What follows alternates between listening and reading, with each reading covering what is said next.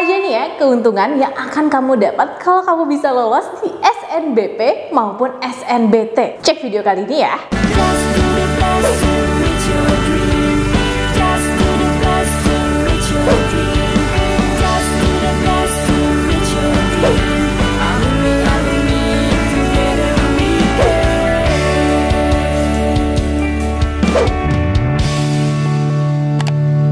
Kapan lagi kamu bisa ikutan tryout UTBK gratis di GP Media kalau bukan sekarang? Ikuti syaratnya dan kirim bukti screenshot di gpmedia.id ya, jangan sampai ketinggalan. Buat kalian yang lagi cari tryout SNBT dan ujian mandiri untuk masuk PTN, kita punya solusinya.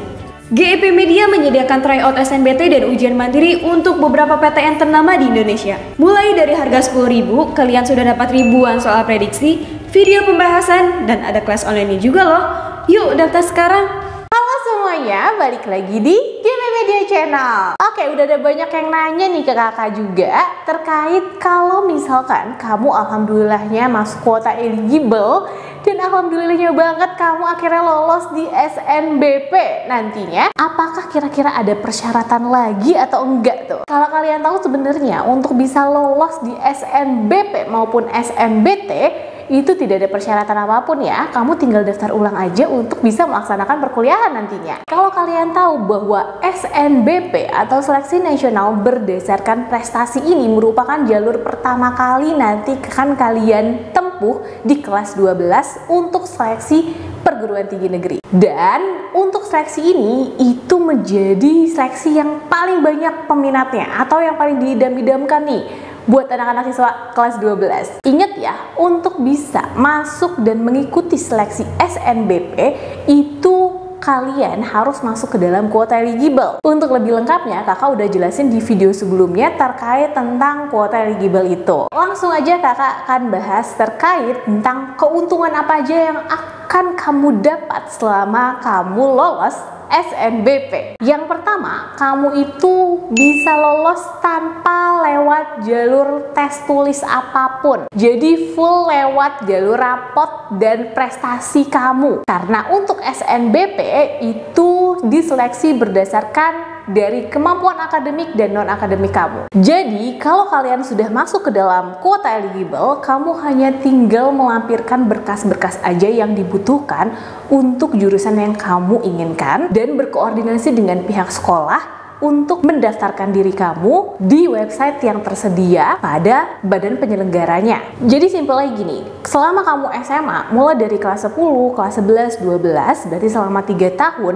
itu akan direkap dalam satu lampiran yang ada di rapot kamu. Dari prestasi akademik yang kamu dapatkan di sekolah itu bisa mendukung dan membantu kamu dalam seleksi SNBP nantinya. Untuk SNBP itu biasanya pengumuman kuota eligible-nya ada sekitaran akhir-akhir Desember ya, sampai nanti awal Januari. Nanti pada saat waktunya tiba, kamu sudah menyiapkan berkas-berkas yang kamu perlukan, sehingga nanti pada saat proses pendaftaran seleksi SNBP ini kamu dapat melaksanakannya dengan baik, yang nanti insya Allah mudah-mudahan aja kamu keterima di bulan Maret ya. Keuntungan kalau misalkan kamu udah keterima duluan ya dibandingin teman-teman kamu akan memiliki waktu yang lebih longgar deh.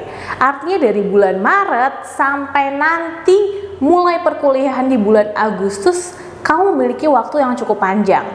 Jadi dari Maret, April, Mei, Juni, Juli, Agustus, kurang lebih sekitar 5 bulanan ya. Itu kamu akan memiliki waktu yang lebih kosong dibandingin teman-teman yang lain. Akan lebih baik selama waktu kosong tersebut, kamu manfaatkan diri kamu untuk mencari informasi-informasi terkait jurusan dan PTN yang kamu tuju tersebut. Apa aja nih yang dibutuhkan nanti pada saat perkuliahan. Selain itu, kamu juga bisa menambah skill kamu selama jenjang waktu tersebut untuk bisa menyesuaikan diri kamu ke jurusan yang kamu inginkan. Skill-skill tambahan itu yang nantinya kamu gak kaget pada saat mulai perkuliahan. Karena nih pengalaman aja dari siswa-siswa kakak yang udah keterima SNBP pada saat perkuliahan kaget lagi. Aku udah lupa kemarin belajarnya apa ya. Nah, jadi jangan sampai pada saat perkuliahan kamu kaget tiba-tiba pelajarannya seperti itu. Akan lebih baik selama waktu menunggu itu kamu juga tetap memanfaatkan waktu tersebut dengan sebaik-baiknya untuk mempersiapkan diri kamu biar nggak kaget pada saat nanti kamu sudah berkuliah. Untuk keuntungan ketiga, ini terkait dengan pembiayaannya.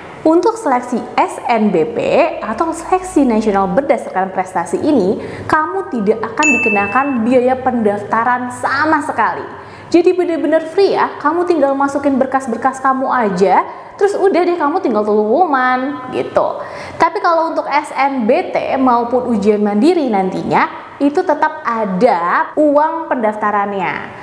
Tapi terkait untuk teman-teman yang memiliki KIP terlebih dahulu, itu sepertinya untuk SNBT ataupun mandiri ada yang free juga tuh pendaftarannya. Akan tetapi kalau untuk yang umum tetap ada biaya pendaftaran ya pada seleksi SNBT maupun seleksi mandiri. Nah, terkait nanti pada saat kalian sudah masuk dan memulai perkuliahan, untuk seleksi SNBP itu tidak dikenakan uang pangkal sama sekali. Begitupun untuk seleksi SNBT lewat jalur tes. Seleksi nasional berdasarkan tes. Itu tidak dikenakan uang pangkal juga. Untuk UKT-nya sendiri itu masing-masing dari pihak PTN ya memiliki peraturan-peraturan yang berbeda. Tergantung PTN mana nih yang akan kamu tuju. Nah, berbeda halnya untuk teman-teman yang ikut seleksi lewat jalur mandiri.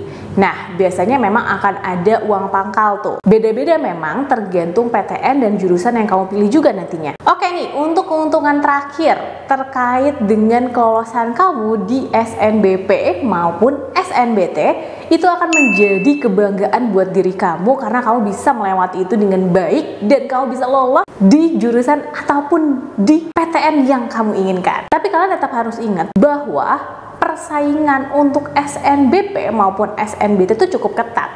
Kalau kalian tahu bahwa untuk SNBP aja ya, jalur seleksi nasional berdasarkan prestasi ini, itu paling tidak dapat meloloskan kurang lebih 20% tiap tahunnya. Dan untuk SNBT nih atau seleksi nasional berdasarkan tes, kelolosannya kurang lebih hanya sebanyak 40%. Jadi memang lebih ketat untuk seleksi SNBP ya, karena untuk seleksi berdasarkan prestasi persaingannya tidak hanya individu aja, tapi sekolah, satu sekolahan atau juga tingkat sekolah senasional. Jadi sekolah-sekolah yang mendaftarkan diri untuk berpartisipasi dalam kegiatan SNBP ini juga cukup banyak, sedangkan kuota kelolosannya hanya 20% aja.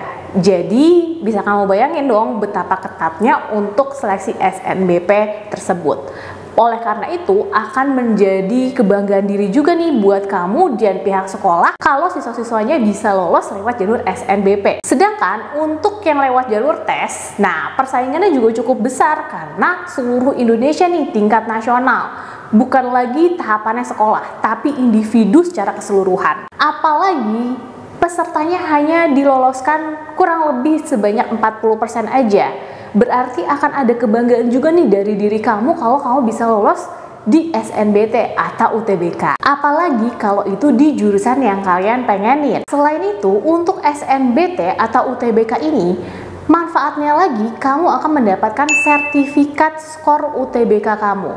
Nah, sertifikat skor UTBK ini atau SNBT ini bisa kamu pergunakan juga untuk melakukan pendaftaran lewat sekolah-sekolah kedinasan atau juga pendaftaran ke jalur-jalur PTN yang lain menggunakan skor UTBK, atau juga kamu yang pengen daftarin lewat PTS aja. Jadi ada juga ya jalur-jalur yang menggunakan skor UTBK. Makanya untuk UTBK itu sendiri memiliki keuntungan individu yang akan lebih membantu kamu dalam meraih impian kamu. Oleh karena itu, persiapan yang harus kamu lakukan harus semaksimal mungkin.